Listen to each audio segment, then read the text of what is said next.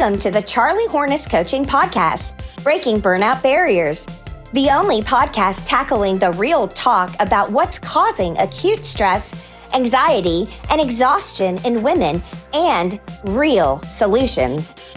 Now, here's your host, Master Certified Coach and Patriarchy Smashing Badass, Charlie Hornis. Let's get into it.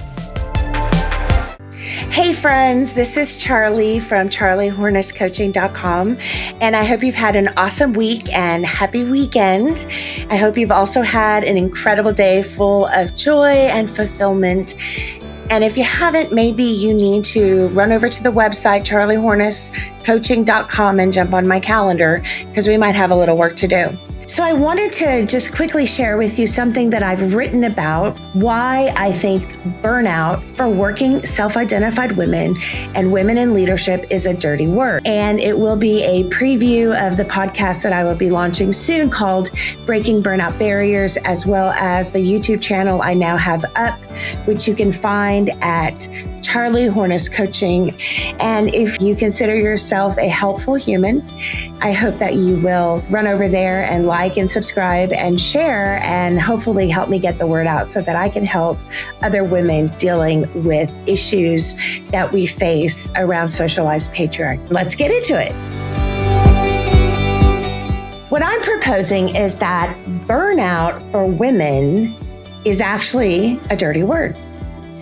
Decades and decades and decades of research has been done, and so much of this research points to the same three solutions. Point number one, admonishments of institutions who need to do a better job of teaching and preparing women for the misogyny and the sexism and the socialized patriarchy that they will inevitably face in whatever field or discipline that they are going into. Point number two, that men need to be better allies. Well, duh. But you know what? We've been waiting decades and decades and decades for these first 2 points, and little solution and practical training is offered other than the third point, the platitudes of a need for women to have more self-care. Now, I take issue with that word, which is the whole point of what I'm talking about today. We have been waiting decades for these changes. But in these decades of writing and research, little is discussed while highlighting the glaring and, quite frankly, obvious concerns most every woman is already entirely aware of. Little is discussed much in the way of actual methodology and practice towards real-world practical solutions and implementation. Outside of a few groundbreaking feminist scholars who do identify the systemic issues that are more likely at its roots.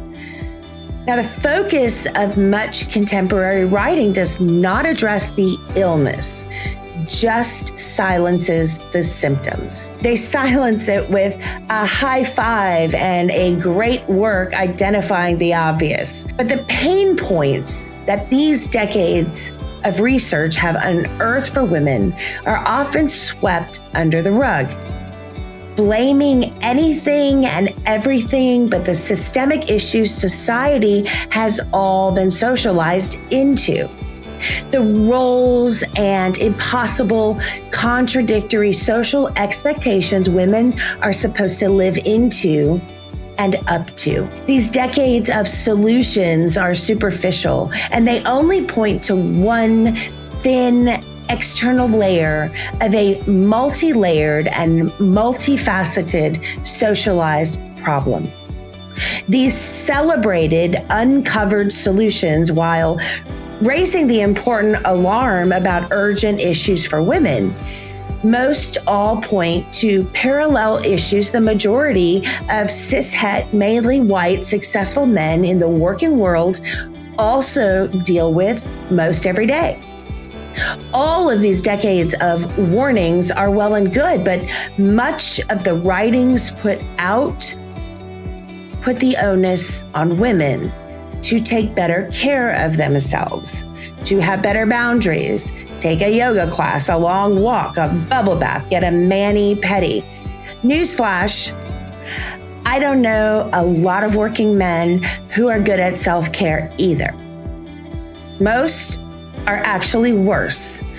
Many are overworked to the neglect of their families and their fair share of running a household. And women generally are more adept to self-care because at least we, unlike our male colleagues, do try to fit it in when we can get away, even while often working the additional 4-hour second shift of running a household. Generalizing, of course, often what men face in the working world are circumstantial issues. They're external issues outside of who they are. The deal went south at work. A personality conflict, a bad boss or a coworker, unhappy shareholders, getting passed over for a promotion or a raise, office politics, and the like. You see, these are external circumstances happening outside and around who men are, outside of their being. And these studies take little into account the nuanced and enmeshed depth of the complex and insidious systemic stranglehold of patriarchy, sexism, misogyny, and the gender bias gap that precedes most self-identified women into the field or discipline, which they will inevitably face in some form or fashion. Now, these circumstances for women, they're not external. They are the types of circumstances that pierce the external layers of these surface outside issues that reside in our blood and our bones, reside in our marrow, our clenched teeth and our bitten tongue. These both macro and micro aggressions live in our tendons, in the neurowiring of our brains, sometimes permanently changing it. And it takes deep root in our hearts and in our souls. For women, the pain points are much more complex than the platitudes so much of the research identifies as burnout. Now, we know in our guts something is the matter. We know it. We feel it in our nervous system, in our physiology. We feel it in our limbic system. This is not burnout. And it cannot be fixed with a yoga class, some bubble baths and nail polish, or playing more soccer with our kids. As much as that's amazing, it doesn't fix it. But often women, we can't identify what the problem is. What's the matter? And all of these self-help models of manifestation and of positive affirmation creates what Dr. Carolyn Leaf describes as a massive gap of cognitive dissonance and gaslighting. It's a gap between what women are told they should be doing, what they should be feeling, how they should be acting and reacting against the realities of the system they ultimately are victims to, consciously or not. There's a lot of women that probably don't think they're victims, and I get that, and I support that. I just don't believe it. You see, my coach, Cara Lowenthal, she describes it as, quote, well, I can say anything that comes to my mind with human words. I can say, I am a lizard king who has come from space and I rule you all. I can think that, but I don't believe it. It's just gobbledygook in my brain. I can't say that I can jump out of a window and fly just because you manifest it, because gravity exists, end quote. So what she teaches me is that if it is not true and not believable, no matter how hard we try, we cannot manifest it into reality because we don't buy it in our brains. And these platitudes of manifesting and affirmations, they do a double violence to its victims. Women's very bodies are forced to endure the first violence of patriarchal systems that is so ingrained and socialized into the systemic oppression of women that most may not even be aware of it as the actual root cause of their preventable suffering. But violence is perpetrated nonetheless.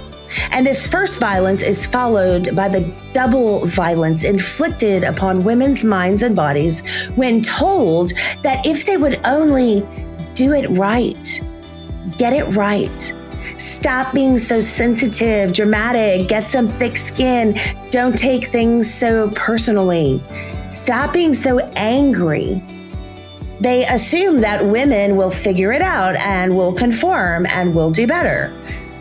And if not, well, we just get brushed to the corner and we're told that we just can't hack it in the working world where women are expected to, as I shared last time, what Rosemary Ruther wrote 41 years ago, that women are to be liberated by becoming incorporated in and enabled to function like men in the public realm.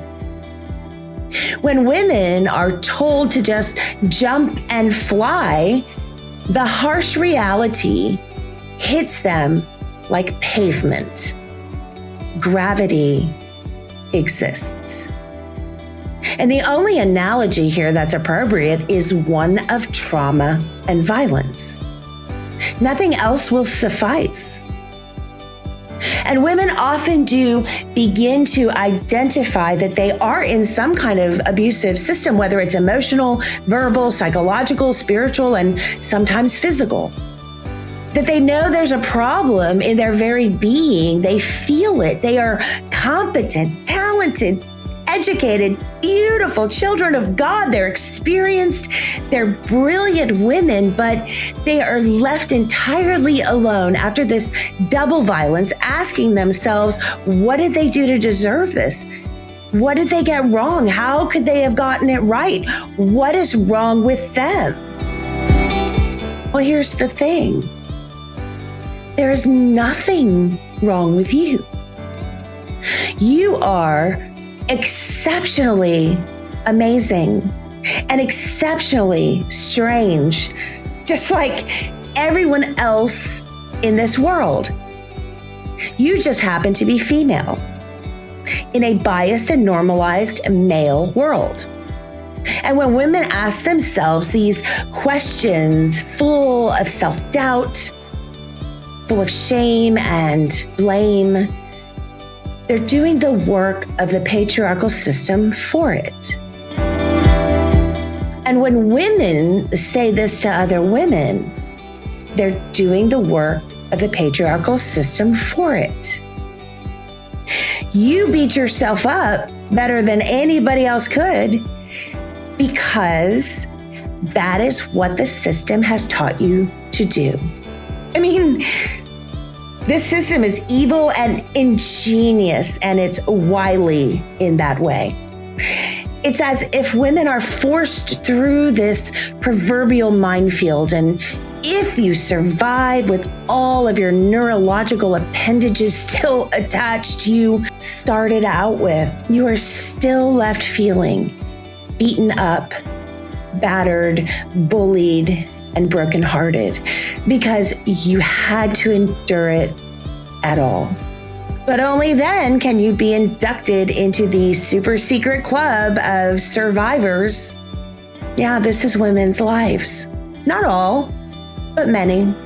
Steeped in gaslighting, contradictions, and cognitive dissonance, all wrestled into often unconscious submission. Friends, this is not burnout. Burnout is a dirty word for women. Burnout is a too soft and offensive word which makes a mockery of the self-identified female experience in this country. And my argument then is that much of the identified issues decades of research has uncovered, most male colleagues feel as well. They face it every single day. And as such, for men, these are outwardly external circumstances to their bodies happening around them. These are subjective experiences, potentially internalized based on each individual's personal and subjective story. And if it's truly internalized as a pain point, the stress can indeed cause emotional burnout, compassion fatigue, and frustrations and resentments, sure. Much of which a 2-week vacation or a raise can soothe. But most circumstances that produce these results happen around men.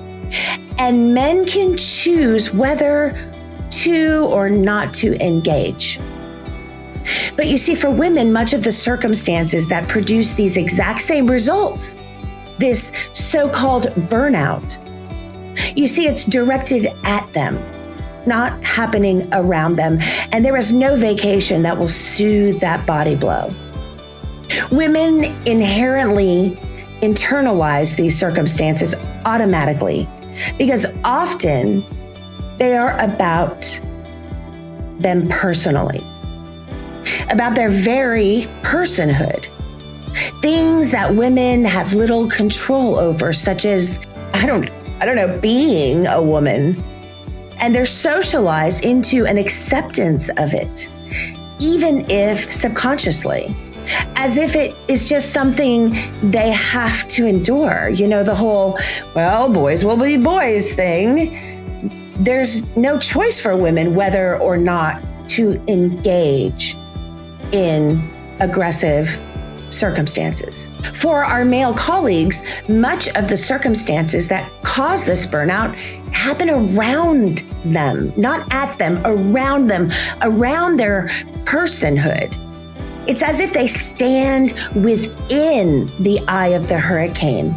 The sheer force wins, and its strength, it is subjective. It's subjective to how close they choose to stand in relation to the eye wall. And these surface external circumstances, such as disagreements over visioning, boundary transgressions, high expectations, tug of war with power players, etc., these are indeed significant and are causes of emotional burnout. But however, I would propose it is more the case than not with women that much of the circumstances that would cause so-called burnout, they're not swirling around them, but conversely are directed at them, at their very person, their personhood. Women do not stand in the calm eye of the storm, deciding whether to engage in the eye or not. Women are the shore the storm aims directly at and pummels with its storm surge. The only mitigating factors as to how bad the damage will be is at what speed the hurricane force winds are, how high the storm surges are. Women are often standing directly in the path of the top left quadrant of the hurricane. The dirty side, as we call it, the dirty side of the eye wall. And this left quadrant, it is the most vicious and devastating part of a storm.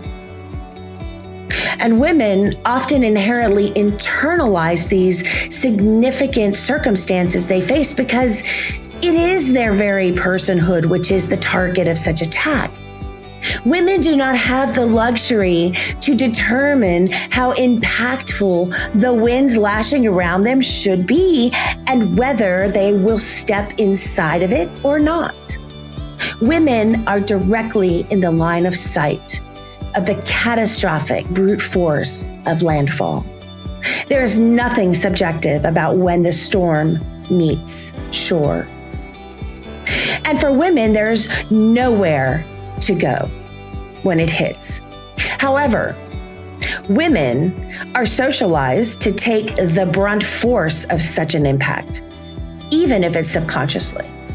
For women, often the issue of contention, they are often things women have little or no control over, such as outward appearance, about who we are, about our competence, are deserving of a position or an office women hold, all based on implicit gender bias. Much of the causes of contention women face are about these inherent things that are about our being, things that women cannot do much about, specifically their female body, their gender, their autonomous personhood. For example, one might be hard-pressed to find a male colleague who has been taken to task over their hair, their makeup, or lack of it. You wear too much, you don't wear enough. About their nail care, their clothing, their jewelry, their shoes. I got taken to task once because my high heels were not appropriate, but they also didn't like me wearing flats. So, one might be hard-pressed to find a male colleague who's treated like an inerrant, wayward daughter, told to smile more, spoken to and about them as if they were a child who knows not what she does, told their passion for their discipline comes across as shrill and angry. They're told that they don't have the smarts to run an office or oversee the staff or the budget, even though most women successfully run their households. A lot of men do not have to deal with demeaning and degrading offhanded commentary with no second thought to the offense. One might be hard-pressed to find a male colleague who has been the target of pointed and repeated sexual harassment of their gender and their person. In fact, the only men that I personally am aware of that have had any issues around sexual harassment or misconduct are those that are inciting and perpetrating it. And I have personally known many professional men that I have worked with that are guilty of this. I don't know any of them that have been held accountable either. Out of the hundreds of professional women I have cultivated relationships with, women that I just love, who are incredible. Out of these women, over the many years, not one has been accused of perpetrating any form of sexual misconduct or harassment of any kind. Sure, they're out there, but I personally have never met one, and I've never heard of one about someone I know. But most women may tell you that they have been significant recipients of sexual harassment or misconduct, especially when they share their stories off the record. All behavior of which men do not categorically have to endure, internalize, or accept as that's just life. Suck it up. Figure it out or you can't hack it. All of this is based on implicit gender bias gaps.